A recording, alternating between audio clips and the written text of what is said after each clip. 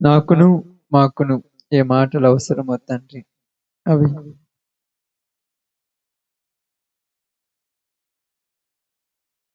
స్తోత్రం.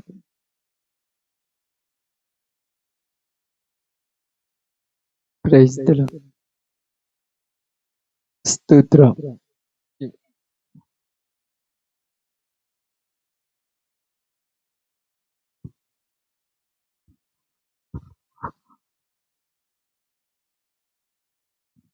Praise the lord. మంచిది. ఈ సమయంలో మనందరం కూడా ఒక చిన్న మాట చదువుకొని ప్రార్థన చేసుకుందాం. బైబిల్ గ్రంథంలో నుంచి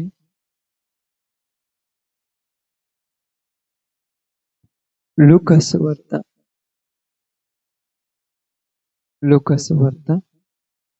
2వ అధ్యాయము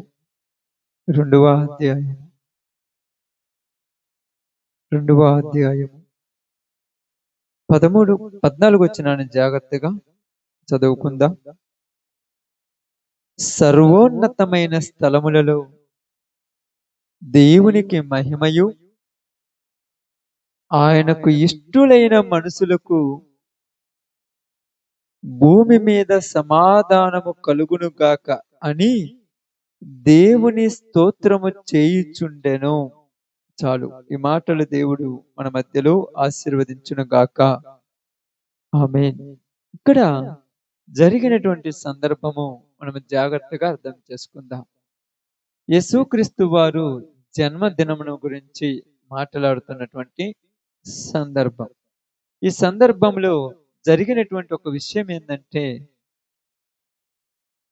ఆ దేశంలో ఉన్నటువంటి కొందరు గొర్రెల కాపరులు గొర్రెలు కాచుకొనుచు ఉన్నప్పుడు అక్కడ జరిగినటువంటి సంఘటన మనము అర్థం చేసుకుందాం.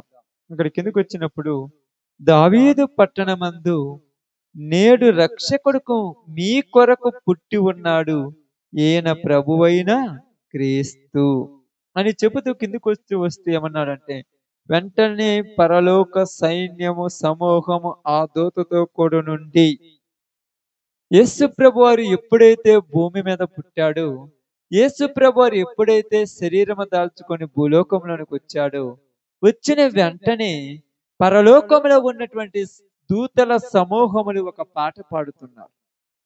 ఆయనను గాన ప్రతిగానములు చేయుచున్నారు. ఏమని పాడుతున్నారంటే, సర్వోన్నతమైన స్థలములలో దేవునికి మహిమ. దేవునికి ఎక్కడ మహిమ? సర్వోన్నతమైన స్థలము, సర్వ ఉన్నతమైన స్థలము, సర్వోన్నతమైన స్థలములో దేవునికి మహిమ, ఆయనకు ఇష్టులైన ప్రజలకు భూమి మీద సమాధానం.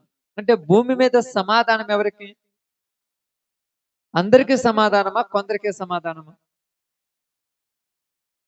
బాగానండమ్మా. భూమి మీద సమాధానం అందరికా, కొందరికా? అందరికి సమాధానమేనా? అందుకేమన్నాడు, ఆయనకు ఇష్టులైన ప్రజలకి, ఆయనకి ఇష్టమైన ప్రజలకి భూమి మీద ఏమి కలుగుతుందంట? సమాధానము కలుగును గాక. ఎందుకంటే ప్రియ సహోదరి సహోదరులారా, భూమి మీద సమాధానము కరువైపోయినటువంటి రోజులలో ఉన్నారు. ఎవరికి ఉన్నారంటే, బైబిల్ గ్రంథంలో మనకు ఒక స్త్రీ గురించి మాట్లాడుతూ ఉన్నారు. ఆ స్త్రీ ఎవరు? మనందరికీ పరిచయం కాకపోతే పరిచయం చేస్తాను. ఎవరంటే, ఏమా 12 సంవత్సరాల నుంచి రక్తస్రావ రోగముతో బాధపడుతున్నటువంటి స్త్రీ. ఈ 12 సంవత్సరాల నుంచి రక్తస్రావ రోగంతో బాధపడుతున్న ఈ స్త్రీ యొక్క పరిస్థితి చాలా ఇబ్బందికరంగా ఉంది, చాలా ఘోరంగా ఉంది అన్నట్టుగా మనకు మాట్లాడుతూ ఉన్నాడు. ఎలాగంటే, మార్కు సువార్త మనం అందరం చూసి ఆ సందర్భాన్ని చూసినప్పుడు, మార్కు సువార్తలోనికి వచ్చినప్పుడు బాగా చూద్దాం. సందర్భాన్ని మీకు ఈరోజు నేను వివరిస్తున్నప్పుడు శ్రద్ధగా విందాం. ఎందుకంటే యేసు ప్రభు వారిని మనం నమ్మినప్పుడు ఆయనలో ఉన్నటువంటి మనందరం కూడా కొన్ని విషయాలను తెలుసుకోవాలి. మార్కు సువార్త తీసారా? 5వ అధ్యాయము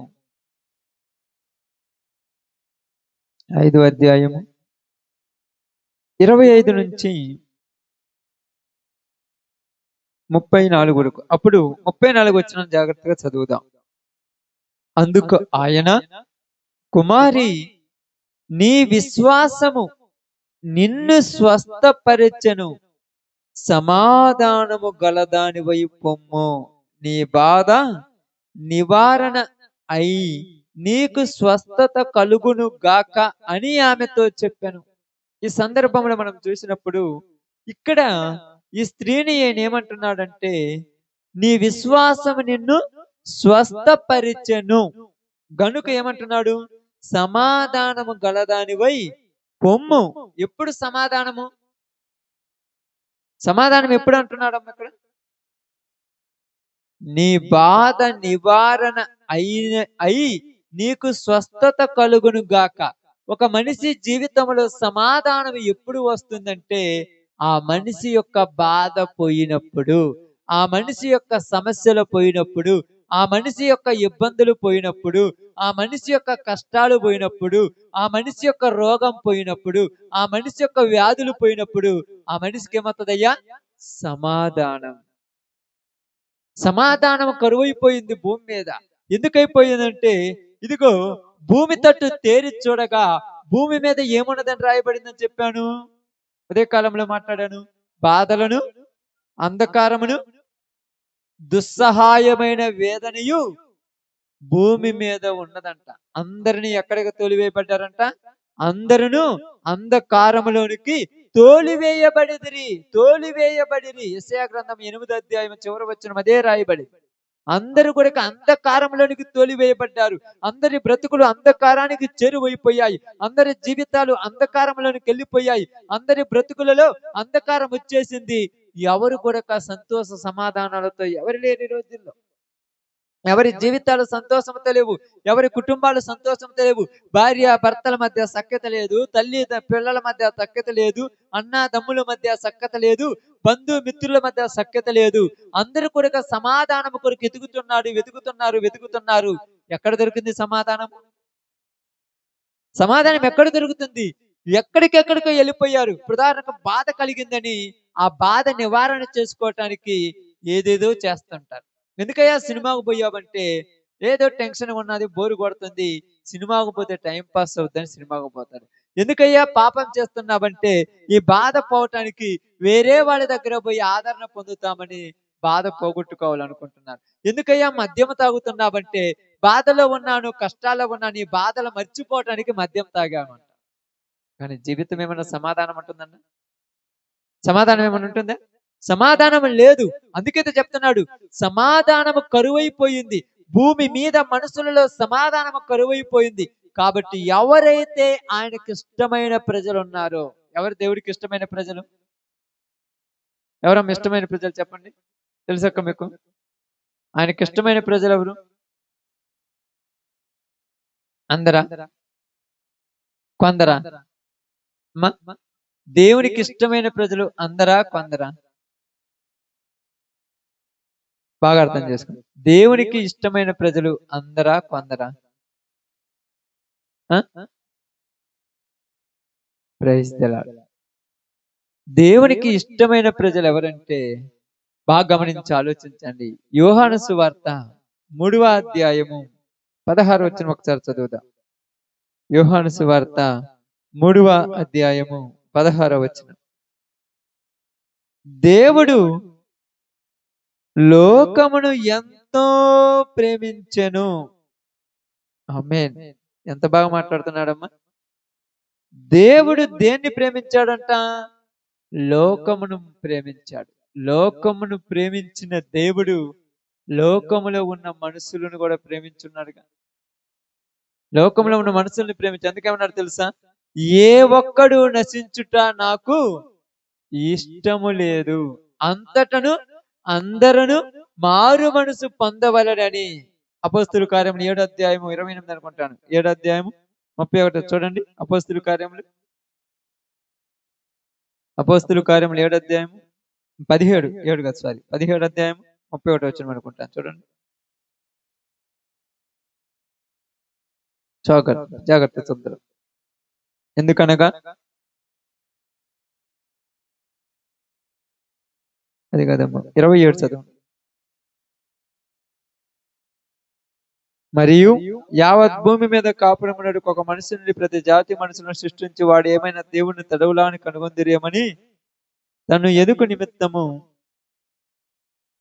ఇదేనమ్మా 30 వచ్చిన అజ్ఞాన కాలంలోని దేవుడు చూచి చూడనట్టుగా ఉన్నాడు. 7:30 ఇప్పుడైతే అంతటను అందరూ మారు మనసు పొందవలనని మనుషులకు ఆజ్ఞాపించుచున్నాడు.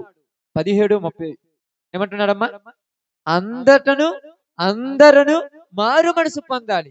ఎందుకు మారు మనసు పొందాలంటే మనుషుల యొక్క మనసు మారకపోతే వీళ్ళకేమి లేదు, సమాధానం లేదు. మారని మనుషులతో సమాధానం ఉన్నారు. చాలా మంది జీవితాల దగ్గరికి వెళ్ళండి అన్న, సమాధానం ఉన్నాయా? ఎందుకు సమాధానం లేదంటే ఏం చేయమంటావా? నేను ఒక మాట అంటే వీళ్ళు ఒక మాట అంటారు, నేను ఒకటి చేద్దామంటే వీళ్ళు ఒకటి చేద్దామంటారు. వాళ్లకు మనకు పొంతన కుదరట్లేదు. అందుకే సమాధానం కరువైపోయింది. కష్టాల్లో ఉన్నారు, బాధల్లో ఉన్న వాళ్ళ దగ్గరికి వెళ్ళారు. ఏందమ్మా నిరుత్సాహంగా ఉన్నట్టు, ఏం చేయమంటావయ్యా? ఈ రోగములు బాధల నుంచి ఎప్పుడు బయటకు వస్తాను? అందుకేమన్నారు తెలుసా? దేవుడు భూలోకమును చూసినప్పుడు భూమి మీద అన్నీ ఉన్నాయి కానీ సమాధానము కరువైపోయింది. సమాధానము కరువైపోయింది. మరి సమాధానం ఉన్నాయేమని చూస్తుంటే సమాధానము పైకి మాత్రం ఉన్నది కానీ లోపల ఎవరికి సమాధానం లేదు. పైకి సమాధానం చెప్పుకుంటున్నారు కానీ లోపల ఎక్కడ కూడా సమాధానము లేనటువంటి ప్రజలు కనపడుతున్నారని బైబిల్ గ్రంథంలో రాయబడింది. సమాధానం ఏమి లేకపోయినను సమాధానమని నా ప్రవక్తలు చెప్పుచున్నారు అని బైబిల్ గ్రంథం రాసి. సమాధానం లేదు అయినా సమాధానము కలుగును గాక అంటున్నారు. ఎక్కడి నుంచి వచ్చింది? ఎక్కడి నుంచి వచ్చింది? ఎందుకు చెప్తున్నానంటే ఈరోజు సర్వోన్నతమైన స్థలంలో దేవునికి మహిముందా? మహిముందా లేదా? దేవుని దూతలు దేవుని స్తుతిస్తున్నాయా లేదమ్మా? రాత్రింబగులు మానక రాత్రింబగులు ప్రతి నిమిషము స్తుతిస్తున్నాయి. స్తోత్రము స్తోత్రము స్తోత్రం గాన ప్రతి గానములతో ఆయన మహిమపరుస్తున్నారు. అయితే భూమి మీద మనుషులకు సమాధానం ఉందా? ఆయన మహిమ కావాలని ఆయన కోరుకోలేదు. ఆయన మహిమ కలిగిన వాడే. ఆయన స్థుతులు కావాలని కోరుకోలేదు. ఆయన స్థుతి కలిగిన వాడే. ఆయన ఉన్నతవాడే. ఉన్నతమైన వాడిని నువ్వు ఉన్నతుని పొగడాల్సిన పని లేదు. రాజు అని అనాల్సిన అవసరం ఉందా? రాజు నువ్వు పొగిడినా పొగడపోనా రాజు రాజే. అయితే ఇప్పుడు రాజు ఏం కోరుకుంటున్నాడు? నా దేశం బాగుండాలని కోరుకుంటాడు. అదే విధంగా దేవుని పొద్దుగూకులు మనం పొగిడినా పొగడపోయిన దేవుడే. దేవుడిలో ఏం మార్పు లేదు. కానీ దేవుడు ఏం కోరుకుంటున్నాడు? మనుషులకు సమాధానం కావాలని కోరుకుంటున్నాడు. చెడిపోయిన మనసులను బాగు చేయాలనుకున్నాడు. బాగులేని మనసులకు బాగు కావాలనుకున్నాడు. ఎందుకు చెప్తున్నానంటే ఈ యొక్క మార్కు సువార్త 5వ అధ్యాయంలో ఉన్నటువంటి ఈ స్త్రీకి ఏముందంటమ్మా?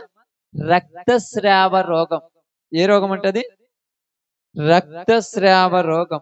ఈ రక్తస్రావ రోగము కలిగినటువంటి ఈ స్త్రీ ఏం జరుగుతుందంట? 12 సంవత్సరాల నుండి, బాగా చదవండి ఆ సందర్భం తీయండి. 12 ఏండ్ల నుండి రక్తస్రావ రోగము కలిగిన ఒక స్త్రీ ఉండెను. ఆమె అనేక వైద్యుల చేత ఎన్నో తిప్పల పడి తనకు కలిగినదంతయు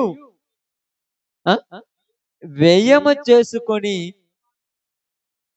ఎంత మాత్రమును ప్రయోజనము లేక మరింత సంకటపడెను. ఎంత బాగా మాట్లాడుతున్నారు ఇక్కడ. ఒక స్త్రీకి 12 సంవత్సరాల నుంచి ఏముందంట? రక్తస్రావం ఉందంట. 12 సంవత్సరాల నుంచి రక్తస్రావం కలిగినటువంటి ఈ స్త్రీ తనకున్నదంతా ఏం చేసిందంట? వ్యయము చేసుకుంది. అంటే ఖర్చు చేసుకుంది. ఎవరి దగ్గరికి వెళ్ళి? వైద్యుల దగ్గరికి వెళ్ళింది. వైద్యుల దగ్గరికి వెళ్ళిన వాళ్ళకి సమాధానం ఉంటాయా? నా జాగ్రత్తగా వినండి, వాక్యం వినండి, కొద్ది నిమిషాలు బాగా వినండి. ఇక్కడ నాకు చూడండి, ఎక్కువ సమయం ఏం చెప్పను, కొంత సమయం చెప్పుకొని వెళ్ళిపోదాం. చూడండి, వైద్యుల దగ్గరికి వెళ్ళే వాళ్ళకి సమాధానం ఏమైనా ఉంటుందా? వైద్యుడి దగ్గరికి ఎప్పుడు వెళ్తారన్నా? ఎప్పుడు వెళ్తారక్క? బాగున్నప్పుడు, ఆరోగ్యం అన్ని బాగున్నప్పుడు వెళ్తారా? అనారోగ్యం ఉన్నప్పుడు వెళ్తారు. ఈ అనారోగ్యం ఉన్నప్పుడు ఎవరు నేను పట్టించుకోరు. బాగున్నప్పుడు అందరూ పట్టించుకుంటారు కదా. నీ జోబులో డబ్బులుండి, నీ కాడ బలం ఉండి, నీ కాడ అధికారం ఉన్నప్పుడు అందరూ నీ చుట్టూ తిరిగేవాళ్ళు. కానీ ఇప్పుడు బాగా లేనప్పుడు ఎవరైనా వస్తారా? ఎవరైనా వచ్చేవాళ్ళు ఉన్నారా? ఎవరైనా చూసేవాళ్ళు ఉన్నారా? నీ పరిస్థితి బాగలేదు, నీ పరిస్థితి కొద్దిగా ఇబ్బందికరంగా ఉంది, ఎవరైనా పడుచుకునే వాళ్ళు ఉంటారా? ఎవరు నేను పడుచుకోరు. ఎందుకు పడుచుకోరు? ఎందుకు పట్టించుకోరు? ఇప్పుడు నిన్ను అందరూ ఏం చేస్తుంటారు? అసహించుకునే వాళ్ళే, నిన్నందరూ చేదరించుకునే వాళ్ళే, నిన్నందరూ తృణీకరించే వాళ్ళే. నిజంగా చెప్పాలంటే బైబిల్ గ్రంథంలో కొన్ని విషయాలు మనం చూసినప్పుడు ఈ మనిషికి అందరూ ఉన్నారు గాని ఎవరు లేని ఒంటరి వాడు. అందరూ ఉన్నారు. భార్య ఉంది, భర్త ఉన్నాడు, పిల్లలున్నాడు, తల్లిదండ్రులున్నారు, బంధుమిత్రులున్నాడు. అందరూ ఉన్నారు గాని ఎవరూ లేని ఒంటరివాడు. ఎప్పుడు ఒంటరివాడైపోయాడు? ఆ? అందరూ ఉన్నారు, లేరని మళ్ళీ ఇక్కడ అన్నట్ల. అందరూ ఉన్నారు. ఎందుకు? అందరూ ఉన్నారు కానీ ఎవరు లేని ఒంటరి వాళ్ళు ఎప్పుడవుతారంటే ఈ మనిషిని ఎవరు పట్టించుకోరు. అబ్బా! అవసరం లేదన్న. అవసరం లేదా మనిషికి మనిషి? అవసరం ఉందా లేదన్న? అవసరం లేదా? అవసరం లేనప్పుడు ఈ మనిషి ఏమనుకుంటాడంటే నేను నా భర్తకు అవసరం లేదు, నేను నా భార్యకు అవసరం లేదు, నేను నా పిల్లలకు అవసరం లేదు, నేను నా తల్లిదండ్రులకు అవసరం లేదు, ఇక నేను ఎందుకు బతకాలని అందరూ సంతోషంగా ఉంటే ఈ ముఖం మాత్రం ఎప్పుడు దిగులు పడే ఉంటది. ఎందుకు ఏదో పోగొట్టుకుని ఉన్నామంటే నన్ను పట్టించుకునే దిక్కులేరు. కనీసం అన్నం తిన్నావని అడిగే వాళ్ళు ఉన్నారా? కనీసం ఇప్పుడు దాకా ఎక్కడ పోయొచ్చు అని అడిగే వాళ్ళు ఉన్నారా? ఇప్పుడు దాకా ఎక్కడ తిరిగి వస్తున్నావు అని అడిగే వాళ్ళు ఉన్నారా? తినటానికి ఉన్నాయా, ఒక కట్టుకోవటానికి ఉన్నాయా అని అడిగే వాళ్ళు ఉన్నారా? ఎవరు అడగటం లేదు. ఎందుకు అడగటం లేదంటే ఆ మనిషిని లెక్కలో కూడా వేసుకోవాలి. లెక్కలో వేసుకున్న వాళ్ళని అడుగుతారు కదన్నా. లెక్కలో వేసుకున్న వాళ్ళని అడుగుతారు. లెక్కలో వేసుకున్న వాళ్ళని అడుగుతారా? పడుకున్నారు, పొద్దున పడుకున్నాడు, సాయంత్రం దాకున్నారు.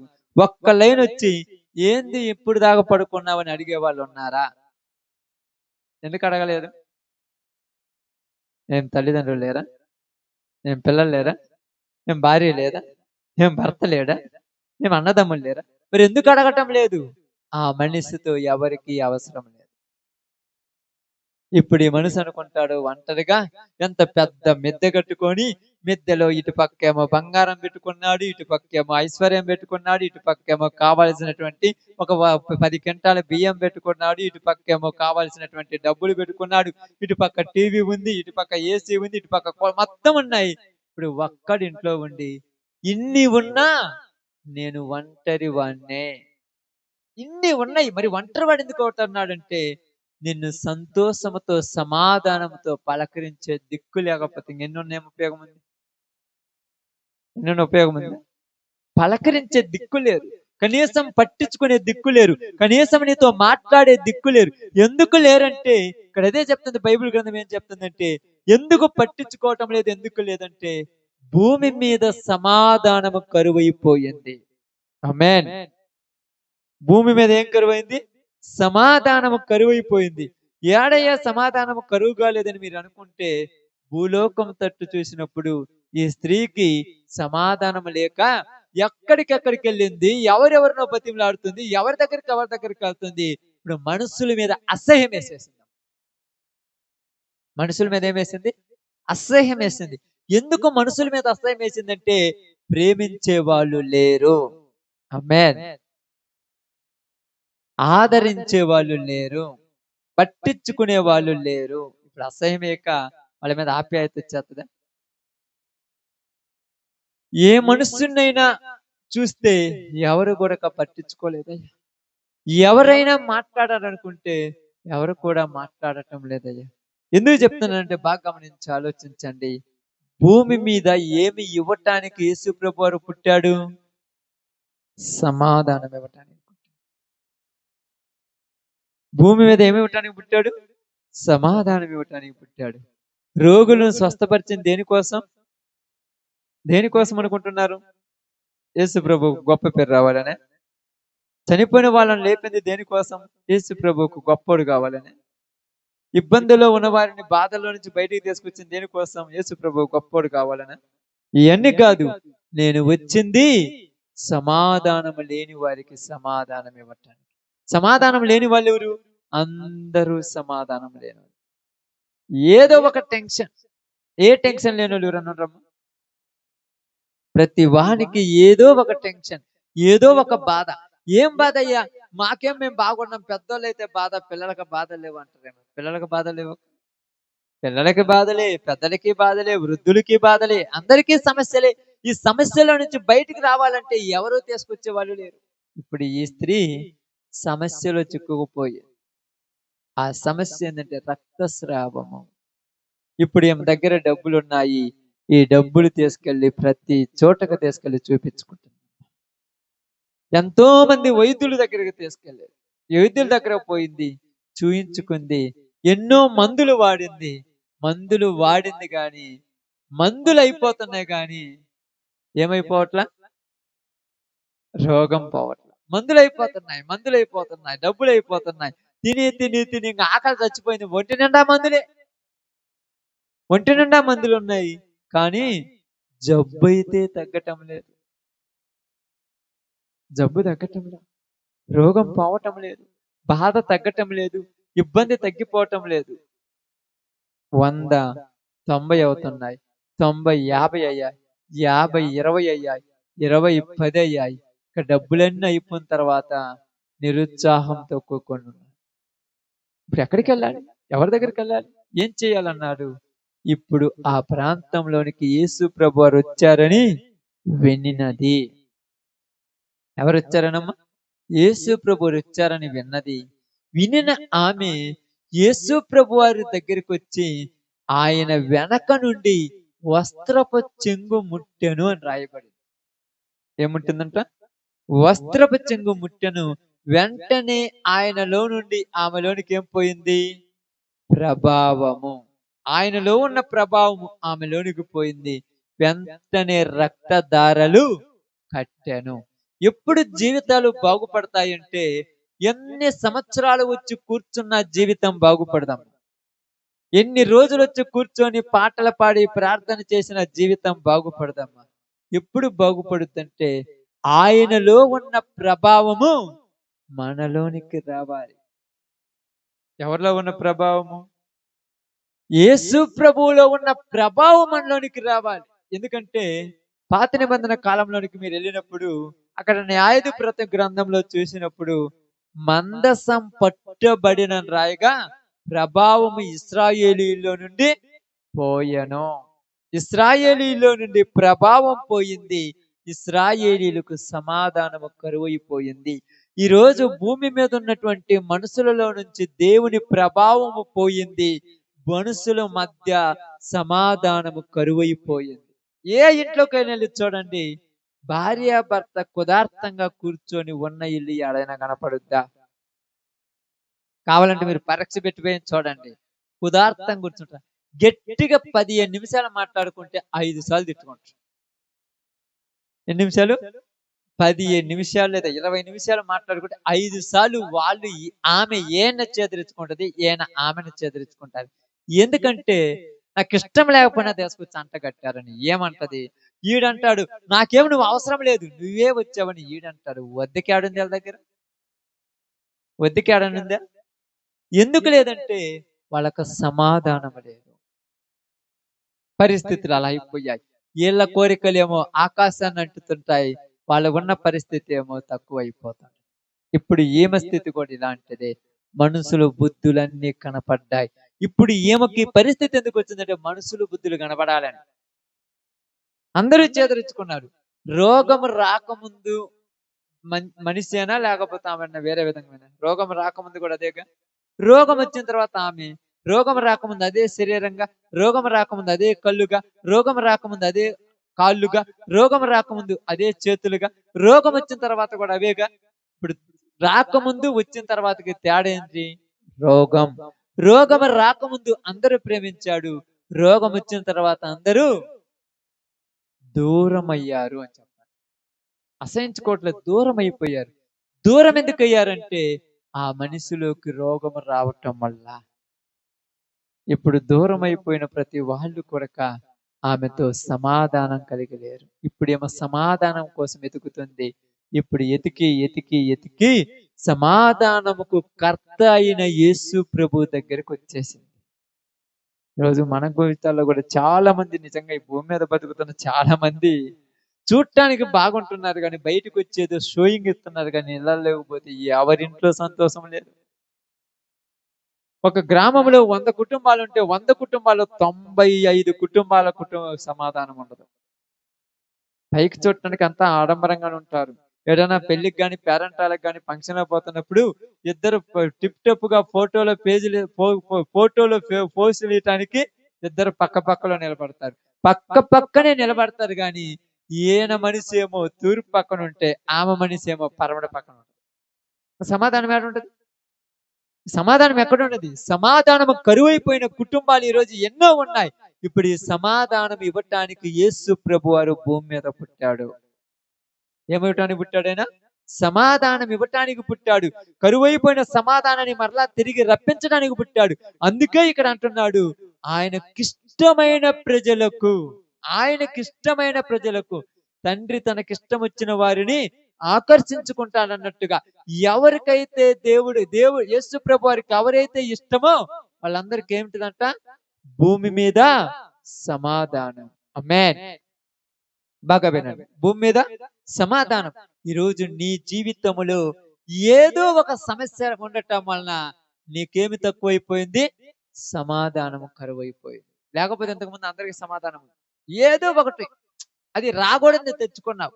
అది జబ్బు అయినా కావచ్చు, పాపమైనా కావచ్చు, అసహ్యమైనదైనా కావచ్చు, వ్యర్థమైన ఏదో ఒకటి కొత్తది వచ్చింది. ఇది వచ్చిన తర్వాత మీకు మనుషులకు మధ్య సమాధానం కరువైపోయింది. కావాలంటే ఆలోచించండి. ప్రారంభంలో అందరూ బాగుంటారమ్మ, కుటుంబాలలో అందరూ బాగుంటాం, అందరూ సమాధానం బాగానే ఉంటాం. మధ్యలోకి ఒకటి వచ్చేసింది. అది వ్యసనమైన, అసూయైన, పాపమైన, దొంగతనమైన, మద్యపానమైన, వ్యభిచారమైన, ఏదైనా మనిషిలోనికి వచ్చేసింది. ఇప్పుడు మనిషికి మధ్య ఏమి పోయింది? సమాధానం పోయింది. ఇప్పుడు సమాధానం కావాలంటే ఏం చేయాలి? ఇప్పుడు బాగా అర్థం చేసుకోండి. ఇప్పుడు నాకు మీకు మధ్య ఏముంది? ఈ టేబుల్ ఉంది. ఈ టేబుల్ ఉంది కాబట్టి నేను మీ దగ్గరకు రాగలనా? ఇప్పుడు నేను మీ దగ్గరకు రావాలంటే ఏం కావాలి? ఈ మధ్యలో ఉన్న టేబుల్ని తీసేయాలి. అలాగని మనిషికి మధ్య సమాధానం లేకుండా మధ్యలో ఏదో ఒక అడ్డగోడ ఉన్నది. అదేంటిదంటే నువ్వు మధ్యలో తెచ్చుకున్న పాపం. దానివల్లే నిన్ను ఎవరు పట్టించుకోవటంలా, దానివల్లే ఎవరు నీ దగ్గరికి రావటంలా, దానివల్ల ఎవరు నీతో సంతోషంగా ఉండటంలా, దానివల్ల ఎవరు నీతో కలిసిమెలిసి మాట్లాడటంలా, దానివల్ల ఎవరు నిన్ను పట్టించుకునే పరిస్థితి లేదు. ఇప్పుడు నీకు మనిషికి మధ్యలో ఉన్న ఆ కొత్తగా వచ్చిందని తీసేయని చూద్దాం. తీసేయడం కుదురుతానా? తీసేయడం కుదురుతామా? మధ్యలో వచ్చింది కదా, ఇది ప్రారంభ పుట్టుకతో రాలేదుగా, మధ్యలో వచ్చింది, మరి తీసేయచ్చుగా. ఇది తీసేయాలి. అది తీసివేయటం మన వల్ల కాదు గనుక అది తీసివేయటానికి ఎవరు వచ్చారు? యేసు ప్రభు వారు వచ్చాడు. అది అని చెప్పింది. యేసు ప్రభు పుట్టటం వల్ల భూమి మీద ఎందుకు సమాధానం అన్నాడంటే, యేసు ప్రభు పుట్టి మనుషులకు మధ్య ఉన్నటువంటి ఆ యొక్క సమాధానాన్ని తీసివేసేదాన్ని తొలగించాడు ఆయన వచ్చి. మనిషికి దేవునికి మధ్య అడ్డముగా ఉన్నదేంటిది? పాపం. యేసు ప్రభు పుట్టి ఏం చేశాడు? ఏం చేశాడమ్మా? ఆ పాపమును తీసివేశాను. ఆమేన్. ఏం చేశాడు యేసు ప్రభు పుట్టి? ఆ పాపమును తీసివేశాడు. ఎంత గొప్ప విషయం తెలుసు అది.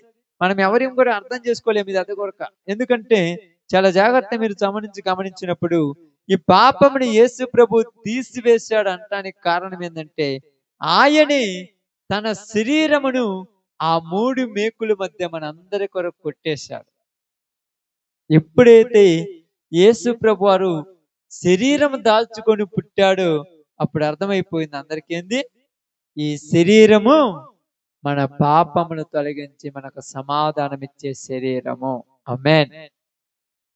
ఆ శరీరానికి విలువ ఉంది. ఎందుకంటే ఆ శరీరాన్ని మన కోసము పంపించాడు తండ్రి అయిన దేవుడు భూమి మీదకి.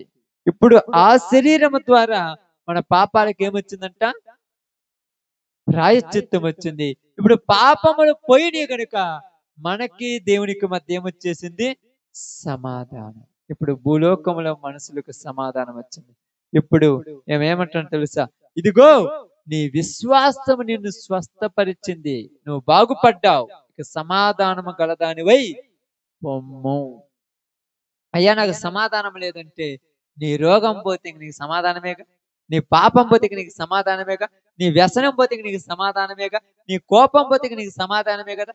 అందుకే మీకు తెలుసు ఎలాగవుతుందంటే, కోపంతో ఉన్నోళ్ళతో ఎవరైనా మాట్లాడతారక్క? ఎందుకు మాట్లాడరు? ఎవరు మనతో మాట్లాడరంటే, నువ్వు కరెక్ట్‌గా ఉంటే ఎందుకు మాట్లాడరు? నీలో కోపం వచ్చింది, నిన్ను కదిలించుకుంటే కంప అని చెప్పి నిన్ను చూసి వెళ్ళిపోతుంటారు చాలా. నీ నోరు మంచిదైతే జనాలు కూడా నీతో వస్తుంటారు, మాట్లాడుతుంటారు, పోతుంటారు. కానీ కొంతమంది ఏం చేస్తుంటారు, కదిలిస్తే తిడుతుంటారు.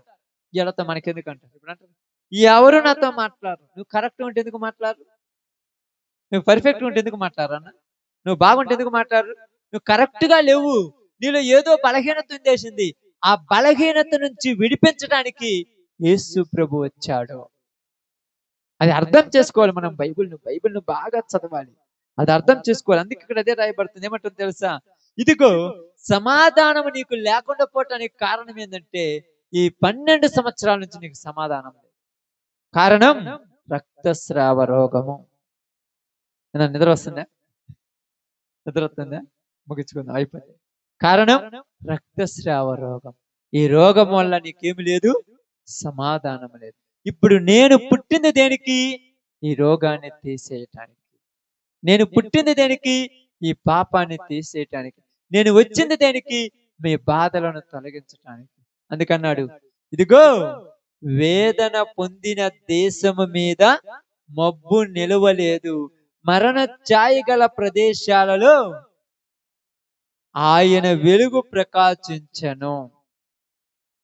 బాధలలో, ఇబ్బందులలో, సమస్యలలో ఉన్న వాళ్ళను నా దగ్గరికి రండి, నేను మీకు సమాధానం ఇస్తానని చెప్పటానికి ఆయన వచ్చాడు. ఇది అర్థం కాక ఈరోజు క్రైస్తవ్యాన్ని ఒక మతంగా పెట్టేసి దైవుని దగ్గరికి ప్రజలను రానీయకుండా ఆపేసింది అపవాది. కానీ మనకేం చెప్తున్నాడంటే, మీరు వాటన్నిటిని అడ్డుగోడల మొత్తాన్ని తీసివేసి పక్కకు వచ్చేస్తే నేను నీ జీవితంలో సమాధానం లేకుండా ఉండటానికి ఏది కారణమో దాన్ని తీసివేస్తాను. అందుకేమన్నాడు, నా శాంతిని మీకు అనుగ్రహించుచున్నాను అన్నాడు. నా శాంతిని మీకు అనుగ్రహించున్నాడు అంటే ఆయనలో ఏమున్నది? శాంతి. ఆ శాంతి మనకు అనుగ్రహిస్తున్నాడు. మనం ఆ శాంతిని పొందుకున్నప్పుడు మనము సమాధానం కలిగి ఉంటాం. అందుకే బైబిల్ ఏం చెప్పింది? సాధ్యమైనంత వరకు సమస్త జనులతో సమాధానము కలిగి ఉండండి అన్నాడు. సాధ్యమైనంత వరకు సమస్త జనులతో సమాధానం కలిగి ఉండాలి. ఎప్పుడు ఉండామంటే యేసు ప్రభువుని మన జీవితంలోనికి తీసుకున్నప్పుడే అందరితో సమాధానంగా ఉండగలం. కానీ యేసు ప్రభువుని తీసుకోకుండా, యేసు ప్రభువుని సొంత రక్షకునికి అంగీకరించకుండా, యేసు ప్రభువుని ఎవరో మాకు అవసరం లేదనుకుంటే ఇళ్లలో సమాధానం ఉండదు. కాబట్టి రక్తస్రావ రోగ స్త్రీకి సమాధానం వచ్చినట్టుగా నీకు నాకు దేవుడు సమాధానం ఇవ్వటానికి వచ్చాడు. ఆ స్త్రీకి సమాధానం లేకుండా ఉండటానికి కారణం ఏంటంటే రోగం. మనకు సమాధానం లేకుండా ఉండటానికి కారణం ఏంటంటే పాపం. అది ఏ పాపమైనా కావచ్చు. 38 సంవత్సరాల నుంచి పక్షవాతంతో ఉన్నవాడు ఆ రోగములో ఉన్నప్పుడు వాడికి సమాధానం ఉందా? 38 సంవత్సరాలు సమాధానం లేకుండా ఉన్నాడు. ఒక రోగంతో ఉండగలరా? ఒక మనిషి 10 సంవత్సరాలు పాపంలో ఉంటాడు. వ్యభిచారం చేస్తే ఎన్ని సంవత్సరాలు చేస్తాడు? ఒక 10 సంవత్సరాలు చేస్తాడు. తర్వాత అసహ్యం ఇచ్చి నేను చేయనని వెళ్ళిపోతాడు. ఒకవేళ మద్యపానం తాగుతాడు, 10 సంవత్సరాలు తాగుతాడు, ఒకవేళ 20 సంవత్సరాలు తాగుతాడు. ఇది తాగటం వల్లే కదా నా కుటుంబంలో నాకు ఇట్లా ఇబ్బందులు వచ్చినాయి, దీన్ని నేను మానుకుంటాను అంటాడు. ఏదైనా ఒక తప్పు చేసినా, గొడవలు చేసినా, ఏది చేసినా ఒక లిమిట్ ఉంటది. కానీ వీడికి రోగం ఎన్ని సంవత్సరాలు ఉందంట? 38 సంవత్సరాలు. అది మామూలు విషయమేనన్నా? 38 సంవత్సరాలంటే ఇప్పుడు నా వయసే ఉండదు అంతంత మాత్రము. అన్ని సంవత్సరాలు ఆ వ్యాధితో ఉన్నాడంట. ఇన్ని సంవత్సరాలు ఈడు శాంతి సమాధానంతో ఉంటాడా? ఎన్ని సంవత్సరాలు ఎదురు చూస్తే అన్ని బాగు చేసేవాళ్ళు లేరు. ఇప్పుడు ఆ సమయంలో వాడిని బాగు చేయటానికి భూమి మీద ఎవరు పుట్టాడు? యేసు ప్రభు వారు పుట్టాడు. యేసు ప్రభు వారు ఎందుకు పుట్టాడంటే, మన జీవితాల్లో సమాధానం లేకపోతే, మన జీవితాల్లో నెమ్మది లేకపోతే వాటిని ఇవ్వటానికి ఆయన పుట్టాడు. మనం పొందుకొని మన జీవితాలను బాగు చేసుకోవాలి. ఆమేన్. మనం పొందుకొని బాగు చేసుకోవాలి. మనం పొందుకోలేకపోతున్నాం. అందుకేమన్నాడు, సర్వోన్నతమైన స్థలములలో దేవునికి మహిమ. అక్కడ ఆయనకు మహిమ జరుగుతుంది కాదనటం లేదు. భూమి మీద ఆయనకి ఇష్టమైన ప్రజలు. మనం ఎప్పుడైతే దేవునికి ఇష్టమైన ప్రజలం అయిపోతాం, ఎప్పుడు ఇష్టమైన ప్రజలం అయిపోతాం అమ్మ? ఏమన్నాడు ఆ పక్షవాన్ని రోగితో? ఇదిగో ఏమన్నాడు? ఇక ఎక్కువ కీడు కలగకుండినట్లు ఇక పాపము చెయ్యొద్దు అన్నాడు. ఇంతవరకు పాపం చేశావు, నీ పాపాన్ని నేను తీసేశాను, నీ కీడు కొరక పోయింది, ఇక మీదట పాపము చెయ్యొద్దు. ఇప్పుడు దేవుడు మనల్ని పిలిచారని మీరు ప్రార్థనకు వస్తున్నాడు. బైబిల్ ఏం చెప్తుంది? ఇక మీదట పాపం చేస్తే ఇంకా ఎక్కువ కీడు మన మీదకి వస్తుంది. ఈ రోజు నుంచి పాపం చేయొద్దు. చేస్తే ఏమవుద్దంటే కీడు, మేలు కాదు జరిగేది, కీడే. తప్పు చేస్తే మంచి జరుగుతుందన్న? కీడేగా, ఇబ్బందులేగా, కష్టాలేగా, ఏడుపేగా, బాధలేగా, ఇబ్బందులే కదా. అదే ఆ తప్పు చేయకపోతే జరిగాయా? ఆ చిన్న మిస్టేక్ చెబితే ఇవన్నీ జరిగాయా? అది చేయటం వల్లే కదా. దావీదు ఆ తప్పు చేయటం వల్లే కదా దావీదు కుమారులు దావీదుకు వ్యతిరేకంగా మారిపోయారు. దావీదు ఆ తప్పు చేయటం, అదే తప్పు చేయకపోతే దావీదుకు వ్యతిరేకంగా మారేవాళ్ళ? దావీదును తృణీకరించే వాళ్ళ? తప్పు చేస్తే నిన్ను ఎవరైనా తృణీకరిస్తారు. ఈరోజు అదే చెప్తున్నాడు. ఇదిగో నీకు సమాధానం లేకపోతే నేను వచ్చి నీకు సమాధానం ఇచ్చాను. ఎంత బాగా మాట్లాడుతున్నాడు చూడండి. మీకు సమాధానం లేకపోతే నేను వచ్చి మీకు సమాధానం ఇచ్చాను, కాబట్టి సమాధానము కలదాని వైపొమ్ము. ఆ స్త్రీనికి సమాధానం అనుగ్రహించిన దేవుడు మనకు కూడా సమాధానాన్ని ఇవ్వగలడు. కాబట్టి ఇచ్చాడు, నిజంగా చెప్తాను, ఇచ్చాను. ఇచ్చిన మనము పూర్తిగా ఆయనలో నిమగ్నమైపోవాలి జీవితం. అంతే. ఆయనకి ఇష్టంగా మారిపోయాం కదా. ఇప్పుడు భూమి మీద మనకేమంట? ఆయనకి ఇష్టలైన ప్రజలకు భూమి మీద ఏమిటంట? సమాధానం. ఇప్పుడు మనం దేవుని ఇష్టమైన బిడ్డలుగా మారిపోయాం. ఇప్పుడు మనకు సమాధానం. ఎందుకంటే మనకు పాపం అంటే తెలియదు, అపవాది కోరికలు అంటే తెలియదు, ఇవన్నీ తెలియదు. కాబట్టి మనం ఏదున్నా కూడా దేవుడు నాకున్నాడు, నాకేం కాదని సమాధానం. అందరితో మాట్లాడుతుంటే అందరితో మాట్లాడుతుంటే దేవుని పెట్టాడు. నా ప్రభు అదే చెప్పాడు, అందరితో కలిసి మెలిసిపోమన్నాడు. నేను పోతున్నాను, ఎవరు నన్ను ఎవరు చేదరించుకుంటారు? ఇప్పుడు నేను దేవుళ్ళకి రావటం వల్ల అందరు నన్ను ఎలా చూస్తున్నారు? బాగా చూస్తున్నారు. ఇంతకుముందు ఎవరైనా పలకరించేవాళ్ళన్నా? ఇంతకుముందు ఎవరైనా ప్రేమతో మాట్లాడేవాళ్ళ? ఇవన్నీ ఎందుకు? ఇంతకుముందు మీరు నన్ను పిలిచేవాళ్ళు, నేను మిమ్మల్ని పిలిచానన్నా? నేను మనవరు అందరు వాళ్ళు ఒకటే, కానీ ఎప్పుడైనా పిలిచారు మీరు నన్ను? నేను ఎప్పుడైనా మిమ్మల్ని పిలిచానా? ఎప్పుడైనా ఒక పక్క కూర్చున్నా మనము? లేదు.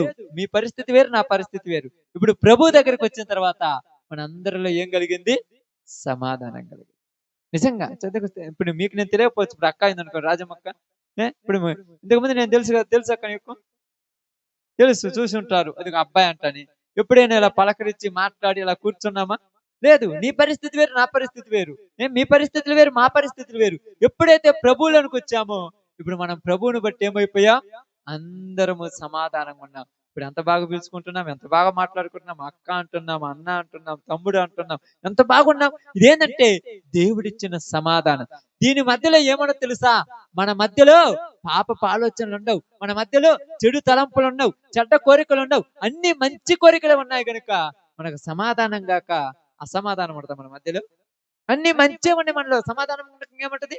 ఒకవేళ చెడు చేయాలనిపించిన, ఇది నేను చెయ్యకూడదు, ఎందుకంటే దేవుని బిడ్డను నేను. ఆమేన్. కాబట్టి ఆ స్త్రీకి సమాధానం ఇచ్చిన దేవుడు మనకును, మనలాగా ఈ ప్రాంతంలో ఉన్న అనేకులకును సమాధానం ఇచ్చును గాక. ఆమేన్. అందరం కూడా తల వంచినట్టయితే ప్రార్థన చేస్తాను. అందరం ప్రార్థనలో ఏకీభవిద్దాం.